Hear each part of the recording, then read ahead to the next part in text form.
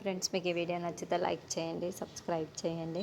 Birthday function జరుగుతూ ఉంటే అప్పుడే కౌశిక్కి మళ్ళీ నటరాజు కనిపించడంతో దయ్యం దయ్యం పరంధామయ్య మామయ్య నన్ను చంపడానికి వచ్చాడు అంటూ కేకలు పెడుతూ హాల్లోకి పరుగులు పెడుతూ వస్తూ ఉంటుంది. దాంతో కౌశిక్కి పిచ్చి పట్టేసింది అని మళ్ళీ నిషి, యువరాజ్, వైదేంద్రి కాచి వాళ్ళు పెద్ద గొడవ చేసేస్తూ ఉంటారు. వెంటనే పిచ్చి ఆసుపత్రిలో చేర్పించేద్దాము అని నిషి, యువరాజ్, వైజయంతి అంటారు. బాబాయ్, మీరు కూడా నాకు పిచ్చి పట్టింది అని నమ్ముతున్నారా బాబాయ్?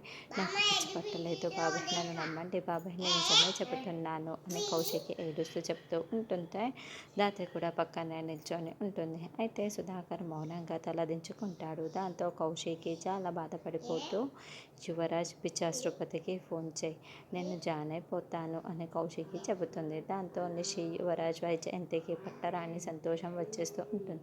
దాత్రికి ఇద్దరు మాత్రం చాలా బాధపడుతూ మౌనంగా వింటూ ఉంటారు. తర్వాత దాత్రి, మనం బయట ఒక సీసీ కెమెరా పెట్టాం కదా, ఈరోజు అందులో ఏం జరిగిందో మొత్తం చూస్తే తెలిసిపోతుంది.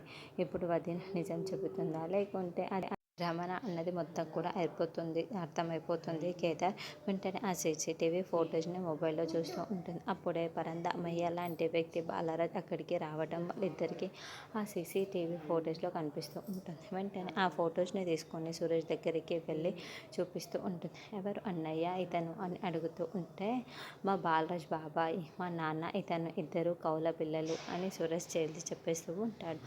అవునా అని అంటే ఇతన్ని పిలిపించి పరంధామయ్య గారిలా ఎన్ని రోజులు కౌశికి వదినని భయపెట్టించారన్నమాట అని దాత్రి, కేదార్కి అర్థమైపోతుంది. తర్వాత నిషి చాలా చాలా సంతోషపడిపోతూ, యువరాజ్, మనకు కాసేపట్లో ఫ్రీడమ్ రాబోతుంది అని చాలా సంతోషపడుతూ చెబుతూ ఉంటుంది.